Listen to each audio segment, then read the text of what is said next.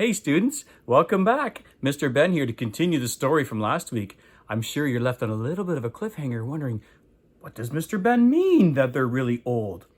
Well, remember the story left off that Abraham was staring into the sky, looking at all the stars in the sky, and there's so many, you can't even count them all. Trust me, I've tried.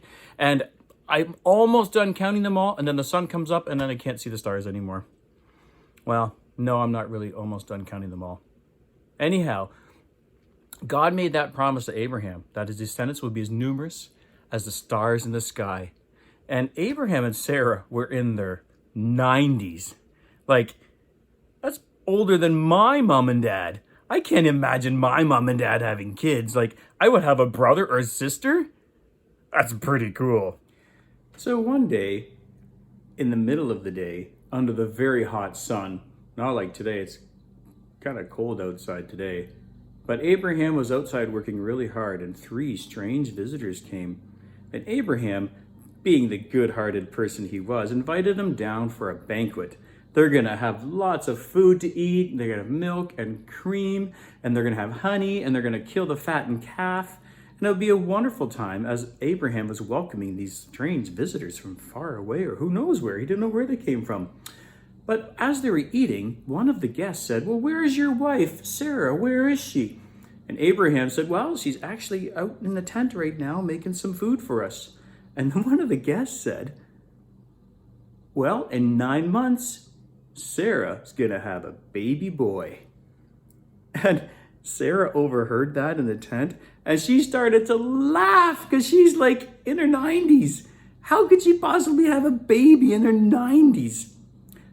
Kind of reminds me of a story when I heard of something silly.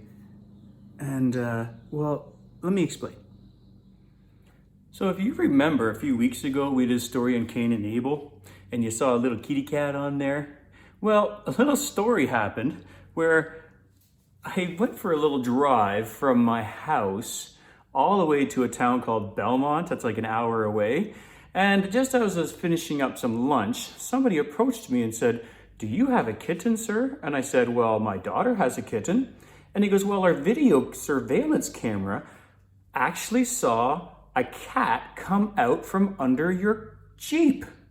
I thought, uh-oh.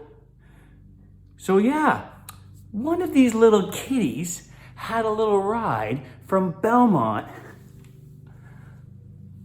from Park Hill to Belmont. But here he is, safe and sound. But this was only one of two little kitty cats. So back to my story about Sarah. Because remember Sarah, we said, "Hey Sarah, you're gonna have a baby." And she's like, "Ha, that's not gonna happen." Well, we had one little kitty cat, but that night my daughter was very sad and I felt really bad because we only had one of the two cats. So she put on social media a picture of her cat, and I have to admit, don't tell her, but I kind of laughed because I didn't think it would work. But you know what happened? Within a few hours, somebody responded to that post on social media. And, well, with some praying and asking for a miracle, Delilah was found. I couldn't believe it. It actually worked. Here I had laughed and we prayed about it and Megan did some little extra work on it, but the cat was found. Somebody found little Delilah on Main Street, Park Hill, so it must have been in the Jeep too and went for a little ride. Quite an amazing story though, isn't it?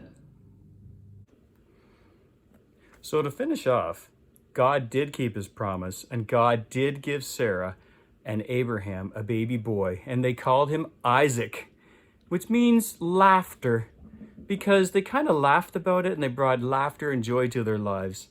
And the story will continue with Abraham, Sarah, and Isaac next week. So it's interesting how sometimes in my own life, I kind of find something funny because I'm thinking, yeah, that's not going to work. But God can do amazing things and he answers prayers. So stay tuned, kids. Have a great week. See you later.